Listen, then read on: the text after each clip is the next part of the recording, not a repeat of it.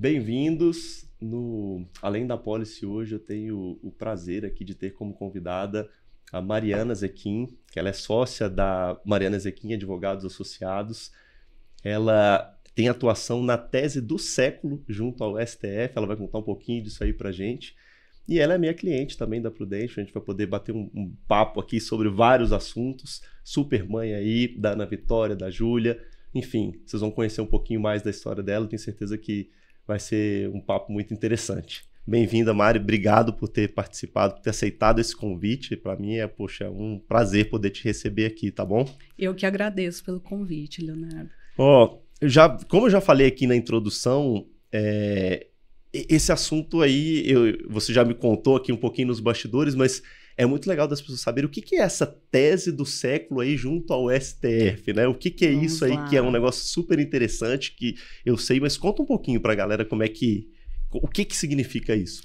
Essa é uma discussão jurídica que vem de décadas e que afeta todos os empresários do Brasil, todas as empresas, que trata da exclusão, da não inclusão do ICMS na base de cálculo do PIS e da COFINS. O STF levou décadas para finalizar esse julgamento, nós tivemos a honra de atuar no STF no leading case. Leading case é aquele processo que o STF escolhe para julgar representativo de uma controvérsia jurídica e tivemos sucesso, os contribuintes tiveram sucesso no STF, afastando essa indevida inclusão do ICMS na base de cálculo do PIS e da COFINS e trouxe um resultado financeiro incrível para todas as empresas que tinham ações desse tema, né? Tive a honra de participar desse caso gigantesco, então, né? Mas e isso vai acontecer em que ano? Começou o julgamento lá em 1999, 98. Em 2014, houve um julgamento importante, mas se aplicava apenas a um contribuinte. Em 2017, que finalmente a gente teve o resultado favorável aplicando para todos. Só que os efeitos dessa decisão só foram definidos em 2021. Nossa, e você estava desde 2017 ou desde 2014? Desde 2014. Desde 2014? Não, desde 2009. Nossa, lá no caso, uma jornada, assim, sim, né? é uma jornada, tem muitos passos, muito barriga no balcão, muito estudo, muito trabalho, parecer, muita viagem a Brasília, muitas idas a Brasília, mas realmente ficou conhecido, né, no meio jurídico, na imprensa, em todos os meios de comunicação, como a tese do século, por envolver um valor muito expressivo para todas as empresas e um impacto grande aí no orçamento público que precisou ser equalizado e ajustado. Né? Então, hoje, eu já conheci, né, a Mariana Zequim, advogada, tributarista, super consolidada, com uma vasta experiência nessa área, mas aí vamos voltar um pouquinho lá atrás e contar de como que isso começou, assim, a sua história com a advocacia. Já é uma questão, que desde sempre você quis ser advogada, isso vem de família, ou você que foi a precursora disso aí dentro do seu meio? Como é que foi? Não tinha nenhum advogado na minha família, não. Meus pais eram da engenharia civil. Nossa. Minha mãe era engenheira civil de cálculo de estrutura, meu pai era engenheiro também, mas atuava mais nessas obras pesadas. E filha de empresários, né? Então, eu sempre tive um sangue muito de justiceira, não podia ver uma injustiça. Desde pequena falava que ia fazer direito. E a minha predileção pela área tributária nasceu do incômodo dos meus pais com o pagamento dos tributos.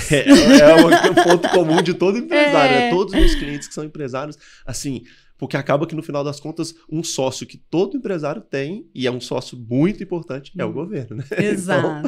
Então eu via esse incômodo e às vezes eles falando, nossa, mas isso não está certo, por que calcula dessa forma? Isso está alcançando uma parte da minha riqueza que não seria tributada. Eu falava, poxa, mas tem mesmo muito erro. Então, eu vou me especializar nessa área.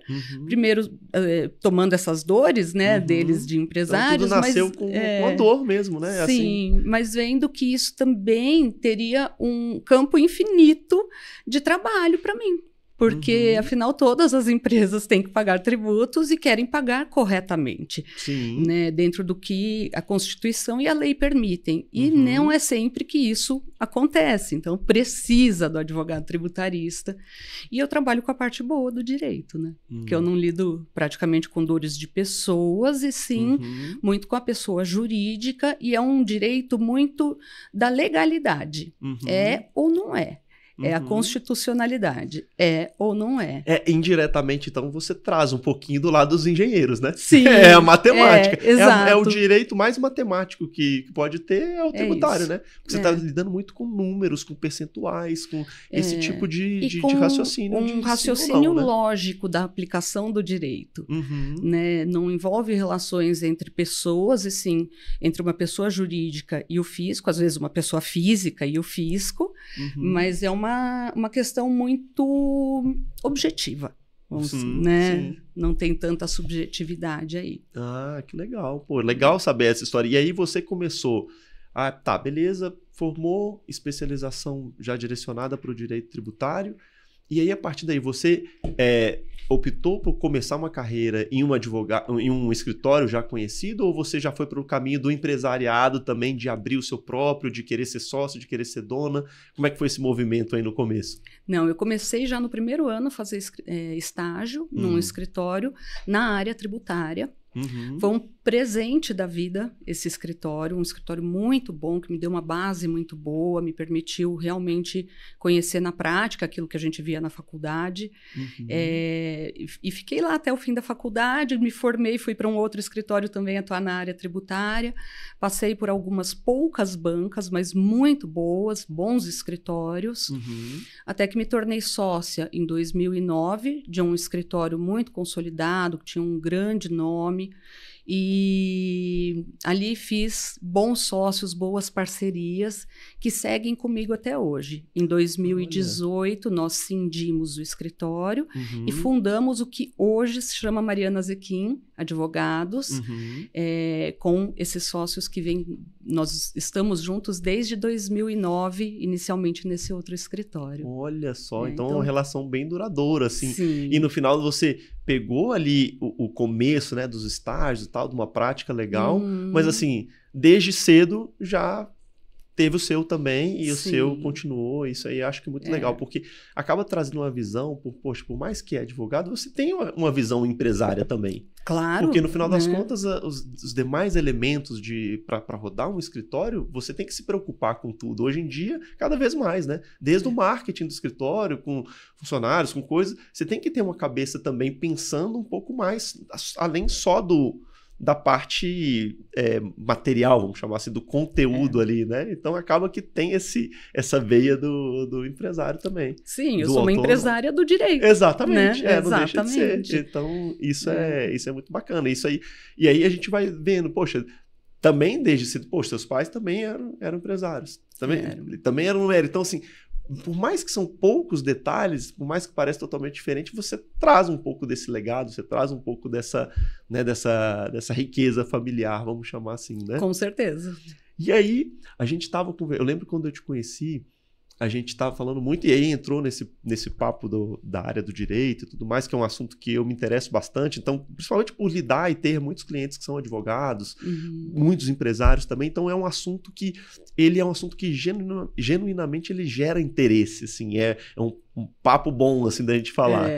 E eu lembro que você estava me contando algumas teses, aí, assim, tipo, teve essa tese aí do século, mas algumas outras teses e alguns ramos do direito que poucas vezes, às vezes as pessoas têm um conhecimento profundo, mas que, no final das contas, ele impacta na vida de muita gente, que é aquele caso lá das recuperações de impostos. Como é que funciona? Conta um pouquinho mais dessa área que você atua. Vamos lá. No escritório nós temos tanto a parte de contencioso, quando a gente precisa entrar com um processo questionando a legalidade, a constitucionalidade de uma lei, ou defendendo o nosso cliente de uma cobrança que entendamos indevida. Isso é uma parte contencioso. Ou seja, já aconteceu, né? Aí vamos só cuidar. E tem a parte também da consultoria. Na consultoria, a gente faz enfim, ali abre um leque de atuação, desde planejamentos tributários mais complexos, enfim, definição até do local em que a empresa vai se estabelecer, às vezes. Uma consultoria do dia a dia, de esclarecimento de dúvidas, porque a gente tem leis e normas sendo editadas todos os dias. Enquanto a gente está aqui falando, estão sendo publicadas normas pelo Brasil o tempo todo, né? E os empresários precisam ter segurança com relação às operações deles, que eles vão fazer, e o advogado tributarista entra nessa parte, dando essa segurança e esse respaldo. E também a gente faz essa parte de revisão dos tributos, que é analisar dos últimos 5 anos o que a empresa fez e o que ela vem fazendo, o que ela vem oferecendo à tributação. E se isso está correto, se ela tem algum risco ali que ela não está percebendo e que a gente precisa corrigir antes de uma fiscalização, evitando aplicações de multas e tudo mais. Porque às vezes a pessoa até acha que está fazendo correto, está na boa intenção, está tendo alguma orientação, mas está perdendo alguma parte de alguma atualização que saiba que ela não está sabendo, e às vezes a conta vai chegar depois, né? E com 75% de multa e juros, né? Juros Selic. E como também, muitas vezes, ao fazer essa revisão de toda a parte fiscal, contábil, tributária da empresa, muitas vezes nós identificamos que ela ofereceu à tributação valores que não deveriam ser tributados. Então, atuamos também para a recuperação disso.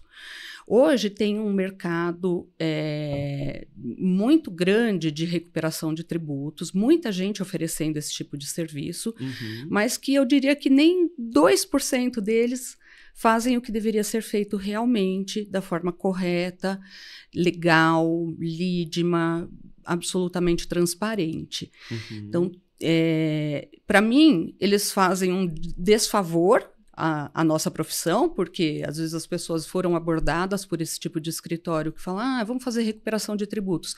Recupera coisa que não deveria recuperar, sem base legal, sem respaldo em números, sem analisar realmente a contabilidade da empresa. E aí, se isso chega a gerar algum resultado, mesmo não sendo feito de uma maneira correta, ele gera um resultado. Depois pode ter que devolver ou pode ter que tributar depois.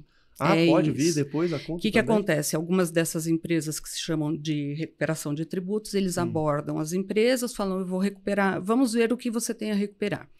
Estima lá um número, a empresa toma um crédito daquilo, faz uma compensação, deixa de pagar um tributo atual, paga honorários para esse pessoal em cima disso, só que aquilo não se sustenta, não tem uma base legal, não tem uma base fática para aqueles números que foram encontrados. Lá na frente, ele vai ter uma glosa desse crédito, ele vai ter que pagar não só o tributo que ele deixou de pagar, como 75% de multa.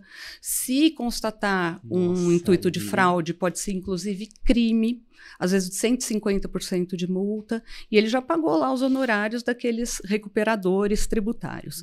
Então, isso é uma coisa que os empresários têm que tomar muito cuidado, cercar de cuidado. Pode acabar saindo muito caro, né? E saber com quem que eles vão contar na hora de fazer essa revisão tributária. Nosso escritório faz isso há 20 anos, de uma forma absolutamente transparente, lídima, com book de documentos, fornecendo todas as provas de que aquilo que foi encontrado realmente existe e tem um respaldo jurídico para a tomada desse crédito. E como que a pessoa, o empresário, aí me veio aqui, poxa, mas como que o empresário que não é da área jurídica e tudo mais, chegou alguém que é advogado e está oferecendo isso para ele, como que ele vai ter poder ter uma noção se isso tem uma sustentação, se isso não?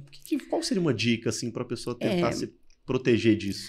Você teria que ter um advogado de confiança, né, para até consultar num caso desse. Eu atendo empresas de médio e grande porte no escritório. Brasil inteiro? Brasil inteiro. Nós temos clientes no Brasil inteiro, realmente. E sempre que alguém aborda esses nossos clientes, e são muitas consultorias, enviando e-mail diariamente, eles vêm até nós e falam, isso aqui se sustenta? E 90% das vezes a gente fala, não, isso não tem sustentação. Então, procurar alguém que tem credibilidade realmente no mercado. Às vezes, um nome que se destaca pode ser uma coisa mais midiática, né? Um profissional que não é realmente profissional e não vai ter esse cuidado. Assim, né? Às vezes, né, o cara pode até ter um sucesso recente, grande, pode ter cases ali de recuperação, entre aspas, que ele conseguiu há pouco tempo e que foram números sedutores, assim. Porém, talvez a maior prova disso é a prova do tempo, né? Porque se é algo que, poxa, deu certo agora, mas lá na frente, daqui a alguns anos, pode não dar certo, o cara que já está no mercado há muito tempo e já fez isso por várias vezes, já passou alguns ciclos, então eu acho que isso também é um indício, né? É um indicador de que você está no caminho certo, né? Exato. E agora estamos num momento em que as empresas precisam olhar para os créditos do passado e recuperar o quanto antes, porque vai entrar em vigor a reforma tributária, nós vamos ter um período de transição e daqui a um tempo vão ser extintos esses tributos atuais para ser implementada a nova sistemática da reforma tributária dos impostos sobre o consumo, estou falando. Esses créditos do passado, a gente já sabe que vai ter uma postergação na forma de compensação, de utilização. O quanto antes o contribuinte conseguir se aparelhar e começar a recuperar esses tributos, mais fácil e melhor vai ser para ele. Porque pode ser que ele fique com esses créditos para recuperar em 20 anos. E aí, enfim, não faz nenhum sentido. Né? Então, aí realmente ele perde o time ali do negócio. Né? É o momento de olhar para E aí, se fosse assim, existem ramos de empresas, de negócio que têm mais oportunidades nessa área ou não? Principalmente indústria. E comércio. Tá? Prestador de serviço um pouco menos, mas ainda assim tem sim. E aí dentro da indústria tem algum setor assim? Não. Tudo que for amplo. Muito amplo. Muito amplo. Importação, exportação também. Serviço que é um pouco menos, mas também tem oportunidade que a gente pode identificar. Olha, legal. É sempre bom tá conhecendo disso, né? Eu gosto de trazer meus clientes aqui para bater papo, porque eu aprendo um montão, assim, cada um de uma área diferente. E isso puro aprendizado pra gente também. E aí agora vamos falar um pouquinho de quando eu te conheci. Na verdade, você, né, Mariana, você já é cliente há algum tempo em relação ao seguro, já é cliente da Prudential desde 2016, mas não foi comigo, né? Foi com uma outra pessoa que te vendeu. E que te explicou tudo naquele momento, lá em 2016. E aí eu fui assumir a sua apólice com a saída dessa pessoa lá e depois de pandemia ali, 2021, 2022, né? Mais ou menos nessa época. E aí vamos voltar lá em 2016. Você lembra o que mais te chamou a atenção quando você conversou com a pessoa em relação ao seguro? O que você viu ali que falou assim, poxa, isso algo legal que faz sentido eu ter? Bom, eu tive a segunda filha, né? E aí, a primeira, qual que é a mais velha? A Júlia nasceu em 2013. Tá. Veio a Ana Vitória em 2015. E eu já tinha essa preocupação, né? De deixá-las seguras para uma eventual ausência minha, que a gente nunca espera que aconteça, mas tem que precaver. E na época eu nem lembro como que como que eu cheguei a esse consultor, foi indicação. E falei, bom, preciso fazer um seguro de vida. Na época foi feito um planejamento dentro do que eu podia pagar e dentro do que eu precisava, do que eu entendia que era necessário naquele momento. E depois esse consultor saiu, né, enfim, da Prudential, e você chegou e nós fizemos toda uma revisão. E foi bem interessante, porque o meu momento de vida já tinha mudado, as minhas necessidades tinham mudado, e nós fizemos uma adequação ali, você corrigiu a rota com relação a alguns pontos importantes. Exatamente, né? Assim, eu falo que esse trabalho do acompanhamento é um dos principais diferenciais que a gente considera assim, no nosso negócio, né? Porque, e no final das contas, não é que seja errado. Não, é simplesmente porque a nossa vida, ela não é linear, né? As coisas, elas não mudam Então, assim, existem tipos de mudanças que, de tempos em tempos, é interessante, é inteligente que a gente pare para recalcular a rota. Para falar, poxa, a estratégia que eu tracei há 5 anos atrás, ela continua sendo válida exatamente da mesma forma hoje? Às vezes não, você pode ter tido saltos e mudanças repentinas na vida, pode ter tido um outro filho, pode ter casado, pode ter separado, pode ter aberto uma sociedade, pode ter saído de outra. Então, assim, a nossa vida ela não é linear. Então, assim, o trabalho de acompanhamento do life planner, do consultor, é justamente esse, né? E aí eu lembro quando a gente sentou para rever as coisas, e aí do seu lado tinha acontecido algumas mudanças, mas do lado da seguradora também tinham surgido várias novidades e vários produtos ali que não estavam contemplados dentro do seu portfólio, né? E aí a gente acrescentou, fez esses complementos aí, readecou com a sua nova realidade, com o seu novo padrão, né, que tinha mudado bastante. E aí, por vias do acaso e dos imprevistos, chegou ano passado, né? Isso foi em 2022 que a gente fez. E em 2024 você acabou precisando utilizar uma dessas coberturas novas que a gente colocou. Passou um susto, né? Foi. Eu tive um problema na coluna. Fiquei internada 2 vezes. Na primeira vez eu acho que foram 7 dias, não lembro bem. E na segunda também mais uns 5, 7 dias, não lembro bem. Foi por aí. E assim, o raio caiu 2 vezes na mesma cobertura num espaço curto de tempo e por assim, motivos completamente aleatórios e coisas que, assim, não esperava de forma alguma, né? Exato. E eu lembrei que você tinha falado, né, a gente tinha contratado uma cobertura por dias de internação, afinal eu recebo pelo meu trabalho. Sim. Se eu não entrego para o cliente, eu não tenho, né, uma empresa girando 100%. Tem um escritório com toda uma equipe, lógico, ele continua rodando, mas a ausência, né, do sócio titular impacta, obviamente. Eu falo assim, né? Todos os meus clientes que são empresários e autônomos, eu falo, tá, beleza, o seu trabalho é muito valioso e você recebe muito bem por ele.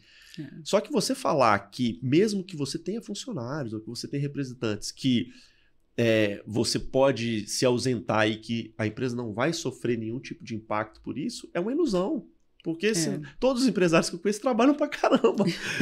Isso é comum, tá? Independente do ramo, da área, da cidade que ele tá, é comum, todos trabalham pra caramba. Então, poxa, se você trabalha pra caramba e você vai falar que vai ficar 7 dias sem trabalhar e que não vai mudar em nada...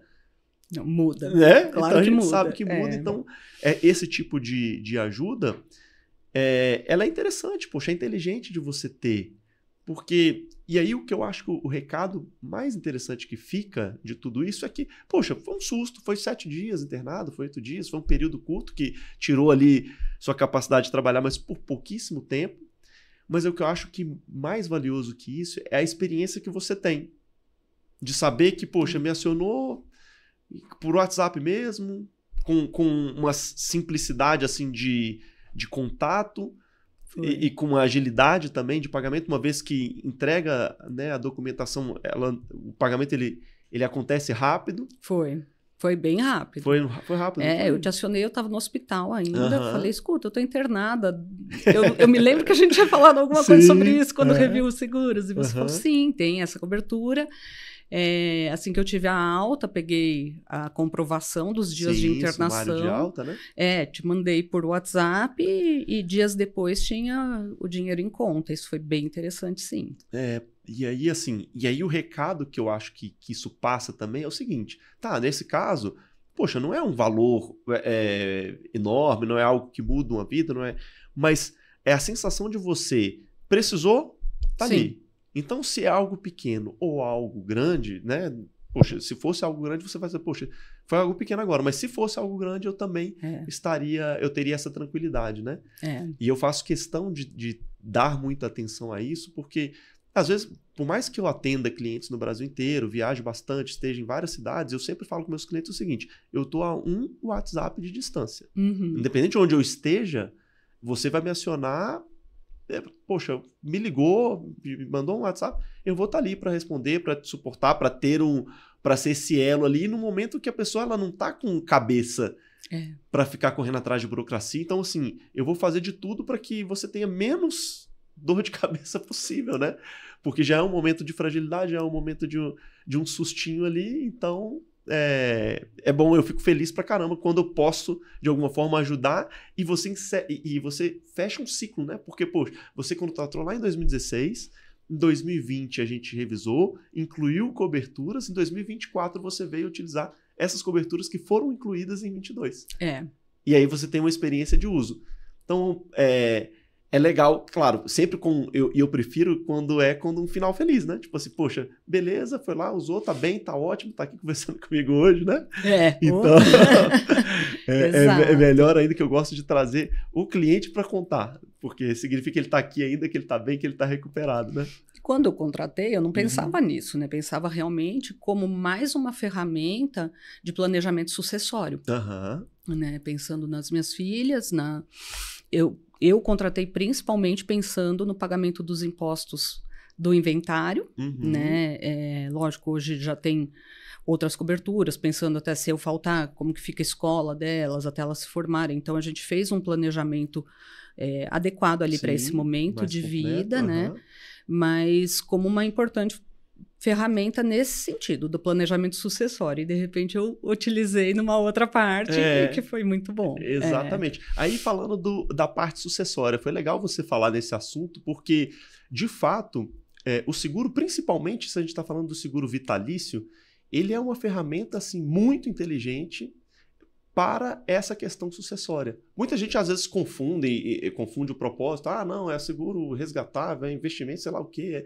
Não, mas como ferramenta sucessória, pensando nessa parte igual você pensou do inventário, é uma ferramenta inteligentíssima. Então, a gente tem várias vantagens e áreas ali e prerrogativas do seguro que outras ferramentas elas não conseguem ter, né? Então, falando um pouquinho aí agora da parte técnica ali, do inventário. O que acontece no inventário quando uma pessoa vem a falecer? Bom, ela precisa abrir o inventário ou judicial ou extrajudicial, vai depender da situação dos bens, se tem menor envolvido ou não, para definição do rito que vai seguir. Há necessidade de pagamento do ITCMD, que é o Imposto sobre Transmissão Causa-Mortes ou Doações. Doação também. Esse ITCMD, hoje, aqui em São Paulo, por exemplo, ele é de 4%, mas com a reforma tributária foi estabelecido que ele tem que ser progressivo em razão do quinhão, né, a ser partilhado. Hoje chega até 8% por uma resolução do Senado, mas isso pode mudar. O Senado pode aumentar essa alíquota do ITCMD. Quando a gente fala mudar, é sempre para mais, né? Sim. Nunca menos, que vai acho reduzir, que não vai ser, né? Outros países tributam muito mais a transmissão da herança, né? Então, Estados Unidos é 40%, né? Europa 30 e poucos % na maioria dos países. E a tendência é que o Brasil, enfim, pelo que a gente ouve, é que venha a aumentar sim. Hoje é até 8%, e alguns estados já têm essa progressividade acontecendo, mas agora ela passa a ser obrigatória com a reforma tributária. Porque unificou a regra para todos os estados, né? É isso que a reforma... Na verdade, propõe assim, nesse aspecto? Ela não estabeleceu qual vai ser a alíquota. Né? Quem estabelece o teto e o piso da alíquota é o Senado Federal. A reforma impôs que seja progressivo, ou seja, os estados que não têm a progressividade vão ter que adequar sua legislação para estabelecer essa progressividade. Um patrimônio menor vai pagar uma alíquota menor, quanto maior vai ser a alíquota. Mas essas faixas da progressividade vai ser uniforme em todos os estados? Não está estabelecido isso na lei que tenha que ser. Como por exemplo, a lei que trouxe a reforma tributária do consumo, IBS e CBS, temos a emenda constitucional e temos a lei complementar, sendo agora, vai ser regulamentada. Eles trazem alguns critérios que vão uniformizar entendimentos para todo o país com relação aos impostos sobre consumo. Com relação ao ITCMD, o que foi uniformizado é que ele será progressivo, mas não até 1 milhão paga X%, até 10 milhões paga Y. Não, isso não está estabelecido na legislação. Mas para um patrimônio um pouco maior, a tendência é que ele chegue ali no teto de 8, né? Sim, sim, Porque sim. se a gente for olhar os estados que hoje já utilizam essa prática do progressivo, se eu não me engano, acima de 2 milhões, alguma coisa assim, ele já atinge o teto. Já atinge o teto, né? E hoje ter 1 milhão não torna ninguém rico, né? Quando a gente era menor, a gente falava, é Poxa, milionário, milionário, né? Tinha 1 milhão, era rico. Hoje não é a realidade, não né? é a realidade. Mas aí a gente pensa, poxa, aí se a pessoa tem um patrimônio, ela tem um apartamento, não sei o quê, tem um lote, tem uma fazenda, vamos supor que isso somou, sei lá, 5 milhões. Uhum. Se a gente está falando de um ITCMD de 8%, só que o inventário não é só o ITCMD, você tem a parte do advogado. Que aí vai variar 6% normalmente. 6% normalmente. Então a gente já está falando de 6 mais 8, 14%. Uhum. Né? E aí 14% de um patrimônio de 5 milhões. Opa, aí já começou a ficar um volume significativo, né, de desembolso. E a pessoa não pode tirar desse montante do 5, né? Que é o espólio. Tem algumas complicações ali. Tem complicações ou lentidões, né? Às vezes você pede para postergar o pagamento para depois da venda do bem, mas isso depende da autorização judicial. Leva anos, você fica com aquele bem trancado, né? Enfim. Então, o interessante de ter essa indenização por morte, né? O seguro de vida, é você liberar recursos para que na hora da transmissão dos bens você quite imediatamente os tributos e libera até para que o inventário aconteça de uma forma mais célere. Né? Exatamente. E sem contar que em cima do seguro também não incide o ITCMD, ele não entra em inventário, no imposto de renda, então você tem vários ganhos tributariamente falando também, né? Quando a gente pensa em planejamento sucessório, sempre a gente pensa no seguro como uma importante ferramenta. O pessoal hoje tem falado muito em holding. Legal, bom você ter falado isso também. O que eu ouço falar de holding, assim, é o assunto da moda, assim. Muita gente, principalmente no ramo de empresários, assim, seja no agronegócio, seja empresários também urbanos, assim, a hold, ela está em pauta aí, né? É uma ferramenta também, nós utilizamos nos planejamentos que nós fazemos para os nossos clientes, mas não indiscriminadamente como vem sendo vendido. Ela não é para todo mundo, então? Não. Ou mesmo que seja para cada um, tem que ser muito bem personalizado, muito bem adequado. Muito bem pensada, né? Porque você não necessariamente vai ter economia com a holding, muitas vezes você tem um aumento da tributação.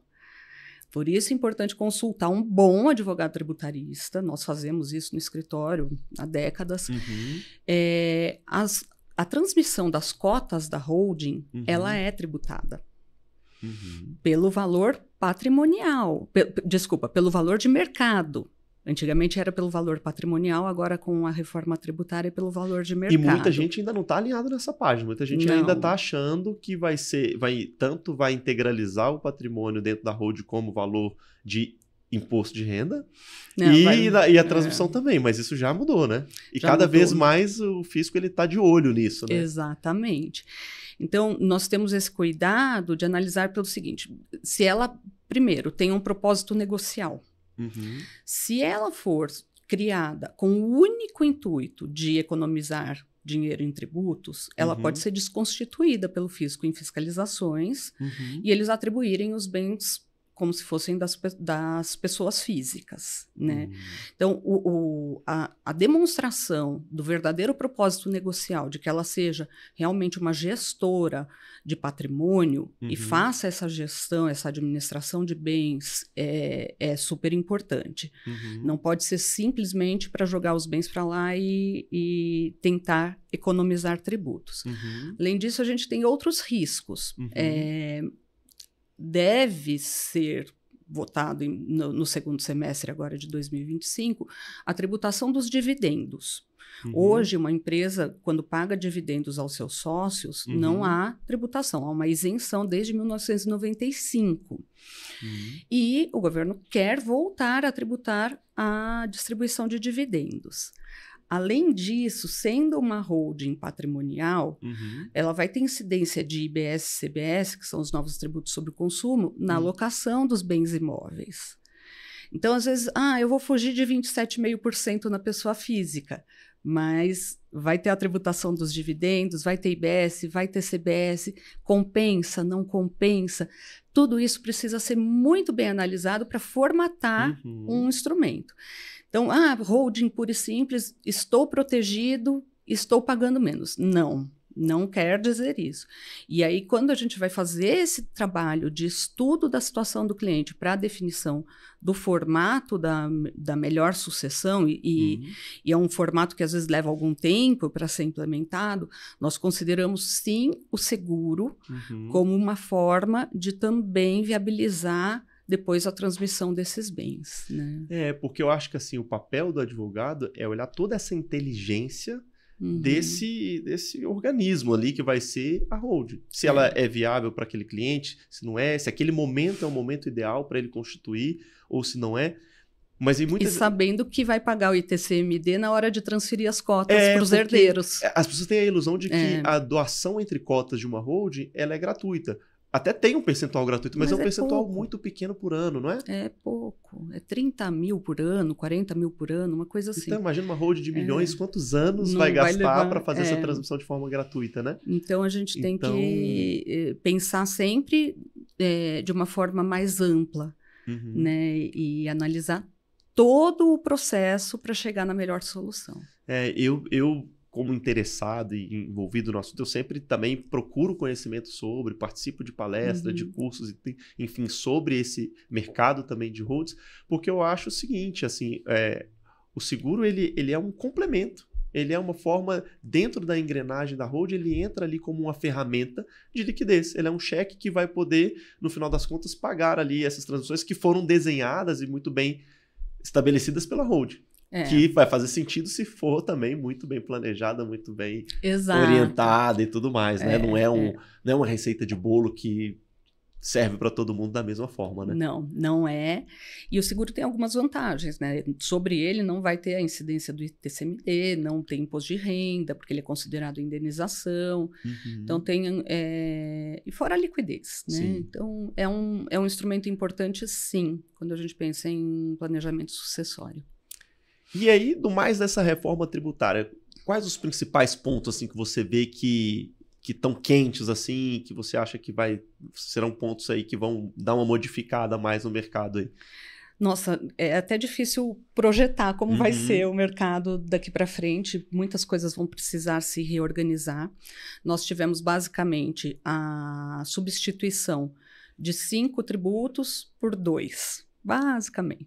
Então, sai ICMS, que era do Estado, que é ainda do Estado, ISS, que é do município, sobre prestação de serviços, PIS e COFINS, que é sobre receita, faturamento, e IPI, que é sobre os produtos industrializados. Eles saem um pouco de cena, o IPI continua para proteger a Zona Franca de Manaus, mas no restante ele sai de cena, e entram CBS e IBS. A CBS é a cargo da União, contribuição sobre bens e serviços, e o IBS que vai para estados e municípios. Então, nós estamos nos divorciando de uma realidade estabelecida há muito tempo e entrando numa nova forma de pensar o sistema tributário, tanto pelo lado do contribuinte quanto pelo lado do fisco, na distribuição dessas receitas, né? Uma parte de direito tributário e direito financeiro que vai realmente revolucionar todo o nosso sistema. Muitas adequações, as empresas têm muitas dúvidas, tem muitos pontos controvertidos na legislação, que ainda vão precisar ser esclarecidos, saneados. Ainda a gente vai ter bastante contencioso tributário, né? Muitos processos para afastar alguns pontos ali polêmicos. E a gente vai continuar convivendo com o sistema antigo por um tempo. Então, começa o ano que vem a transição, em 2026, com uma alíquota bem irrisória de 0,1%, é uma alíquota teste, só para adequação de sistemas, parametrização. Validando o modelo ali, mais Exato. ou menos, né? E depois, em 2027, começa a valer mesmo, tanto que ano que vem nem precisa recolher. Pode declarar e não recolher, só não vai tomar crédito como se fosse PIS/COFINS. Ok. E até 2032 vai ser a transição. Em 2033 começa a valer realmente. Então, assim, eu tenho dó dos advogados tributaristas que estão chegando agora, porque eles vão ter que aprender o velho, o novo e a transição. Nossa, né? é bastante coisa. As empresas têm trabalhado demais, nós também temos sido chamados a auxiliar Mas nessa que no transição. final era uma reforma muito necessária, né? Era necessária, tem alguns pontos que são de difícil implementação e que está todo mundo quebrando a cabeça tentando entender como vai ser, mas essa simplificação que ela busca alcançar e que vai ser alcançada lá na frente, porque agora a gente tem um período de transição em que muito mais dificuldade está sendo acrescentada ao que a gente já tinha. Mas isso é transitório. Sim. Lá na frente, tendemos a ter uma simplificação. Queremos que isso, de fato, venha a acontecer. Né? Apesar de alguns pontos ainda que não estão bem claros, mas que vem ainda. Muita água vai rolar por baixo dessa ponte. Ainda temos a regulamentação, temos a reforma do imposto de renda para acontecer. É um projeto que já está tramitando no Congresso e muito polêmico, tratando da isenção, né, de quem tem pessoa física com renda até R$5.000, em contrapartida, para manter a receita da União, pretende tributar a distribuição de dividendos. É uma questão muito problemática para o país, essa tributação de dividendos. Nós tínhamos até 94 uma inflação galopante, um país em recessão, sem investimento externo, com muito desemprego. Em 95, bem em seguida do Plano Real, nós tivemos a lei que isenta a distribuição de dividendos. Isso trouxe muito capital estrangeiro para o Brasil, muito investimento, muitas indústrias se estabeleceram aqui, tirou o país daquela recessão, nós tivemos um crescimento muito grande da economia, e agora, 20 anos depois, 30 anos depois, estamos falando em voltar a tributar os dividendos. O que isso vai representar em termos práticos, a médio e longo prazo aí para o país, a gente ainda não sabe. Né? Sabemos que vai ter um aumento da arrecadação, ok, para compensar uma renúncia de um lado, mas vai ter um outro custo para o país em outra ponta. Né? Cenas dos próximos capítulos aí, né? E dentro da reforma da tributação do consumo, que é essa que já foi aprovada, já tem a lei complementar, teve a emenda constitucional, teve a lei complementar e agora está sendo regulamentada, nós temos uma redistribuição dos agentes arrecadadores, dos contribuintes, de quanto cada um recolhe. Porque o setor de serviços sempre foi mais desonerado, enquanto a indústria tinha uma carga tributária maior. Embora o governo pretenda, com a reforma, manter o nível de arrecadação, isso é quanto a União recebe, quanto os estados e municípios recebem. Mas quem paga a conta está sendo reorganizado, porque o setor de serviços vai ter um acréscimo muito grande da carga tributária, vai ter uma majoração, ao passo que a indústria vai ter uma desoneração. Então, muita acomodação ainda vai acontecer nos próximos anos. Né? Poxa, que aula sobre tributos, que aula sobre reforma, que aula sobre vários assuntos, viu? Poxa, muito, muito legal. Passou, voando aqui nossa conversa. Já tá já estamos chegando aqui no Não final. Acredito, olha, mal começamos. Olha você ver. De tanto que é rico, de tanto que o papo rende, né? Porque no final das contas são assuntos de muito interesse, assim, eu acho que de todo mundo tem dúvidas em relação a isso. Isso impacta na vida de todo mundo, em maior ou menor grau, se é na pessoa física ou na pessoa jurídica, mas no final das contas, isso é um assunto que incide sobre todo mundo, né? Exatamente. E assim, poxa, foi muito esclarecedor, assim, poxa, aprendi pra caramba aqui com você hoje. Te queria agradecer um pouco também, né, dessa disponibilidade, dessa aula que você pôde dar pra gente aqui. E para fechar, contar um pouquinho da Mariana, aí tira um pouco da advogada, entra aqui a Mariana, mãe da Ana Vitória, mãe da Júlia, esposa do Maurício, como que a Mariana gosta de fazer, de viajar, qual que é a vida da Mariana aí fora do direito? Bom, eu sou de São Paulo, mudei recentemente pós-pandemia para Valinhos, né? Mas continuo com o escritório em São Paulo, temos escritório no Rio de Janeiro, um bracinho em Brasília. A minha vida mudou muito depois da pandemia, porque a gente vivia em Brasília. 3 semanas por mês, pelo menos. Nossa, eu tinha que estar lá. Então, o cara morava mais em Brasília do que aqui e agora tudo ficou muito mais digitalizado, online, os contatos estão online, então nós temos um braço lá em Brasília que faz as pontes, e às vezes eu entro para despachar com o ministro e em 10 minutos eu resolvo algo que eu levava às vezes um dia, porque é só até chegar lá e voltar, né, para um despacho de 10 minutos. E a qualidade de vida de morar em Valinhos é outra coisa, né? É incrível, é muito Você está muito melhor. perto de São Paulo, mas ao mesmo tempo você tem um perfil ali, um padrão. As meninas devem estar adorando, assim. Sim, elas estão numa ótima escola, condomínio, liberdade, muitos amigos. Exatamente, né, você uma consegue qualidade... ter acesso a coisas que aqui em São Paulo é muito mais difícil de você ter, sim, né? Sim. Estou adorando a nova vida. E no profissional até refletiu muito positivamente.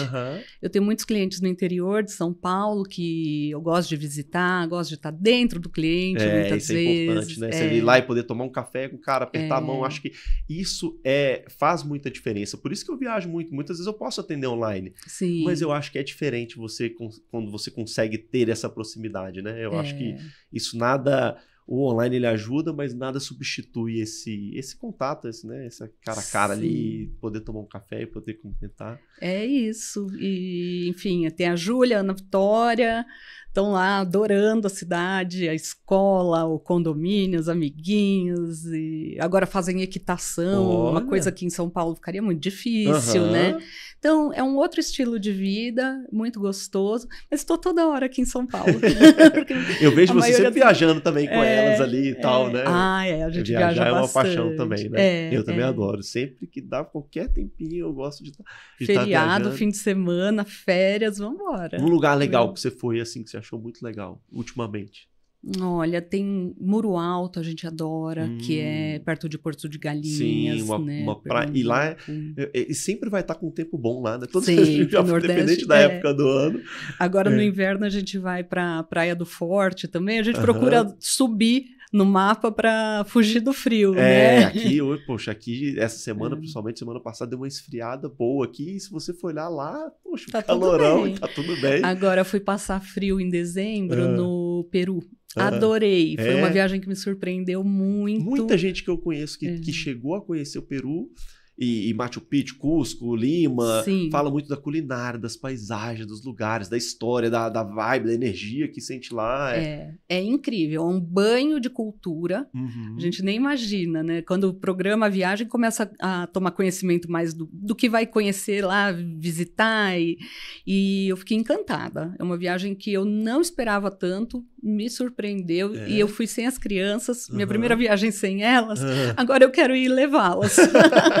É isso, né? Muitas vezes os pais, eles vão lá, custam programar uma viagem das crianças, mas chega na viagem e fala, pô, mas cadê? Cadê as meninas? Tá faltando alguma Elas iam coisa. adorar ver isso aqui, né? Conhecer. Mas é bom que já gera um motivo para poder voltar lá, né? Sim, a gente tinha ido em julho para o México, tinha conhecido a cultura inca. E agora... Tulum, Maia, lá no... Que tem as pirâmides, conhecemos a cultura maia lá no México. Agora que foi o dos incas, o povo quechua. E tem muitas similaridades, né? Enfim, mas cada um com a sua particularidade, muito interessante, uma riqueza inestimável. Que legal, fica a dica aí. E para fechar, uma mensagem assim, uma coisa que você curta, uma indicação, seja de um livro, uma mensagem legal, uma série, ou um pensamento, enfim, algo que você gostaria de compartilhar aí, algo que represente um pouquinho aí de você. Eu vou falar para os empresários. Tá bom, válido. Estamos num momento de grande transição. A reforma tributária, ela vai trazer uma nova forma de pensar todo o sistema tributário e financeiro até das empresas, inclusive com readequação de preços, sem um bom advogado tributarista do lado, segurando na mão para fazer esses passos de uma forma tranquila e segura, vão perder dinheiro. Ó, fica a dica aí. Então, Ninguém gosta, né? né? Ninguém gosta de perder dinheiro. Nosso escritório tem percebido isso, nós temos estado mais próximos cada vez dos nossos clientes, ampliando a carteira de clientes nesse momento, porque é um momento em que eles precisam desse auxílio, né? Especialmente nessa transição. E olhar para o passado e não deixar perder o que ficou. Sim. Né? Agora é a hora de agir e pensar nessa parte tributária, tendo gente boa do lado, né, que vai fazer a coisa acontecer de uma forma tranquila. As grandes empresas têm investido muito nessa parte, têm contratado mais gente para o jurídico tributário, então as áreas de tax, o jurídico mesmo tem investido muito nisso, e as pequenas e médias também precisam olhar para esse aspecto nesse momento, para não ficar para trás, para não perder dinheiro, para continuar tendo competitividade, recuperando o que foi indevido e fazendo essa transição de uma forma suave e sabendo para onde está indo. Legal. Tá. Poxa, obrigado. Eu que agradeço. Foi muito bom esse bate-papo. Espero que você tenha desfrutado também. Gostei sim, foi rápido demais. Ah, legal.